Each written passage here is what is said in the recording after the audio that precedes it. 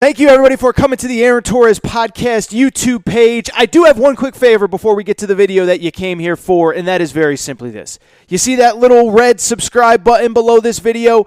Go ahead, smash that subscribe button. It really does help me. It really does help this channel grow and my audience grow. So go ahead and hit that red subscribe button. And now, here is the video that you came here for. Recruiting. We don't do a ton of recruiting here on this podcast, especially in terms of college football and especially in terms of individual players. And it's for one simple reason, right? I think there's times to talk recruiting if it's team specific, if Lincoln Riley's cleaning up in the portal, if Texas A&M is signing, like there's interesting stories there. But with the individual players, it's a little bit harder because most of these guys are not going to really have an impact on college football for another 2, 3, 4 years down the road. This isn't college basketball where Cade Cunningham or Paolo Banchero or Ty Washington or whomever can step on the court and have an immediate impact. And so I'm always hesitant to dive too deep into high school football recruiting on this show when it comes to individual players. With that said, though, there is a recruit whose name is so big, I would be remiss if I didn't talk about him, especially because we're starting to get a little bit of clarification on his recruitment. That player, his name is ARCH Manning. I think all of you know the deal, but for those of you who don't, it's pretty straightforward. He is the grandson of Archie Manning. He is the son of Cooper Manning. And most importantly, he is the nephew of Eli Manning and Peyton Manning. And he is currently going into his senior year of high school, just finished his junior year. We have entered the summer. Next year, he will be a senior where he is the number one player in the high school class of 2023. Well, this weekend, we certainly got an update on his recruitment. I don't want to say it's a definitive final 3, but he did announce that he is taking 3 visits in the month of June to colleges, and I think we can now start to figure out, okay, it seems like he's really narrowed down his list, so let's get into what schools make sense, what schools don't, and where he could ultimately end up. First of all, for people who missed the headline on Saturday, the 3 schools at ARCH Manning, again, the nephew of Peyton and Eli, son of Cooper, grandson of Archie. The 3 schools that he will be visiting the defending champion Georgia Bulldogs. How about my dogs? Be visiting Georgia on June 3rd through 5th. The following weekend, he will be visiting Alabama. Pretty good program. You probably heard about him. Of course, probably heard about him last segment when I was talking about Alabama. And then on the 3rd weekend of June, he will visit the Texas Longhorns. And so I'm not saying that's the only 3. But those 3 seem to very much be a factor and in the mix for ARCH Manning. And so let's break it down. Let's discuss, because I do think it's going to be fascinating to see where he goes, what comes out of this, and frankly, just how this recruitment unfolds over the next couple weeks, the next month, and maybe into the school year itself. First of all, I think what makes this recruitment extra fascinating, it's hard to get any real good information out of the Manning camp. It's really interesting. If you follow this stuff even tangentially, the family keeps saying something to the effect of, we want this to be a normal recruitment for Arch, only their version of normal is not the new normal in 2022. They're handling the recruitment as if it's 1994 and Peyton and Eli are still in high school, because you can't get very much out of the camp. Archie doesn't do interviews. The dad doesn't do interviews. The son, ARCH Manning, does not do interviews. And so really, outside of every once in a while, his high school coach will kind of give just a generic, boring update. It's really hard to know. It's really hard to get any accurate information out of this camp. And then more importantly, and I think for this conversation, it makes it hard to even know what ARCH Manning is looking for in his next college, right? I think this is important, right? Is that, any recruit, whether it's football, basketball, baseball, softball, gymnastics, they do enough interviews. You start to get a feel for what they're looking for in a college. Is it a relationship with a coach? Is it, the fastest track to the NFL or NBA or Major League Baseball? Is it playing with other good players? Is it being part of a great program? Is it building a great program? And so because ARCH Manning really doesn't do interviews, because the family doesn't do any real interviews, that's what makes this recruitment especially fascinating. It's hard to really know even what this kid is looking for, and it's kind of fascinating because the 3 schools that he is visiting, and again, I'm not saying they're the only schools he's considering, but the 3 schools he's visiting offer him something completely different, right?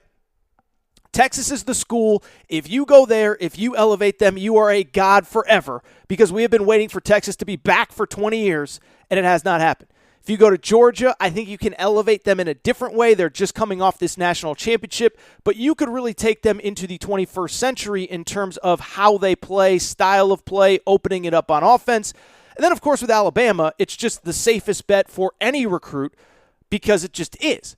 And so let's get into it. Let's talk about the pluses and minuses because I do think it's fascinating that it's really hard to have any idea where he could go, what he could do, and what is actually the best option for him. Obviously, the one that kind of stands out to me right now is Texas. Now, I will say, it's very hard to get any information out of the camp, but there is buzz that Texas might be the favorite in this Arch Manning sweepstakes. He's known Steve Sarkisian for a while. When he first started his recruitment, Steve Sarkisian was at Alabama. He goes to Texas, and by all accounts, the two have a really good relationship. Obviously, if he looks at Texas, he's going to trust Steve Sarkisian, and what I will say is a couple things. For all the criticism of Steve Sarkisian, his offenses are awesome. Two, more importantly, if you look at the trajectory, if we're to assume that Quinn Ewers, who transferred from Ohio State, is going to be the starter this year, then the timeline kind of works out pretty nicely for Arch Manning.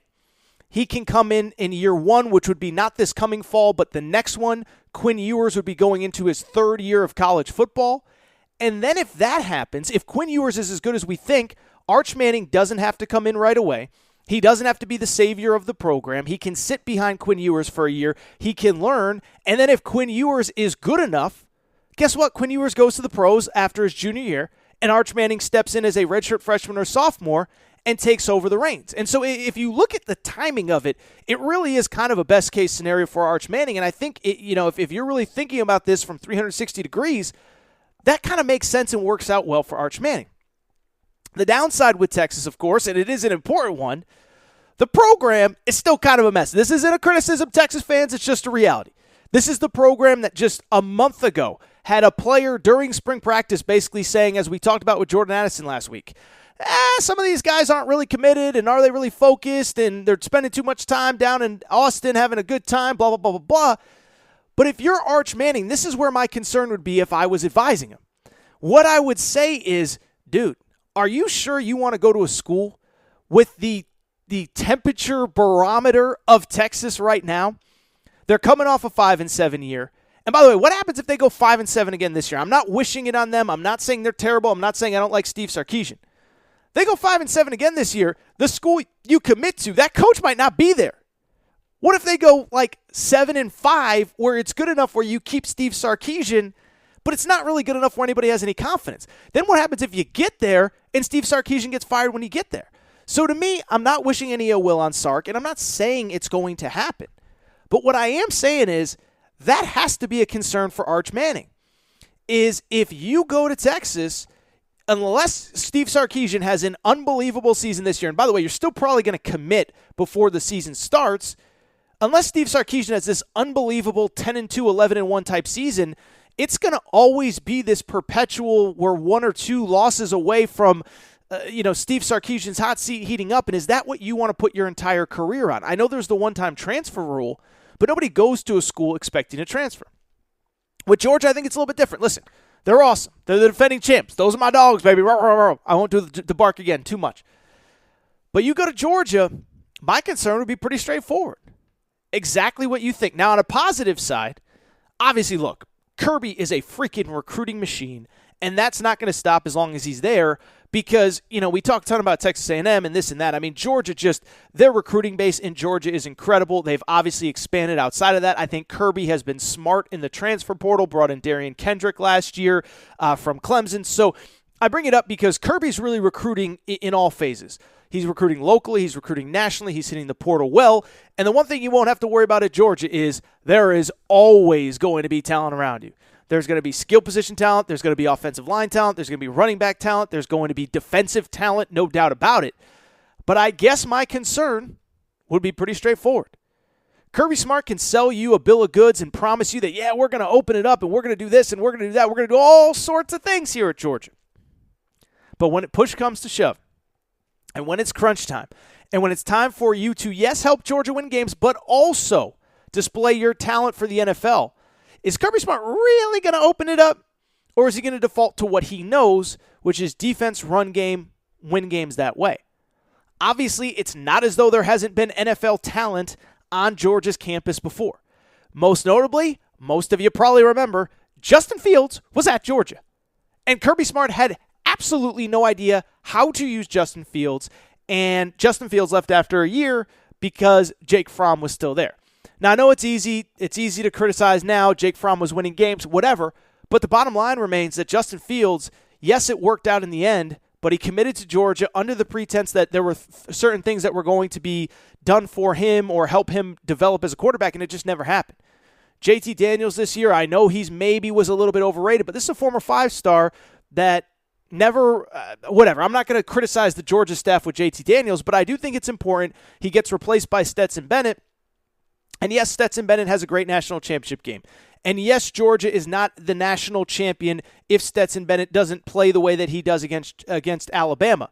But let's also not bury the lead here and say that there was still almost a sense of pride, if you will, from Georgia of like, yeah, I don't know. I don't know how to say this without offending Stetson Bennett, but it's very clear that Stetson Bennett was not maybe the key reason why they won the national championship. And so that would be my only concern with Georgia. You know you're going to have a ton of talent around you.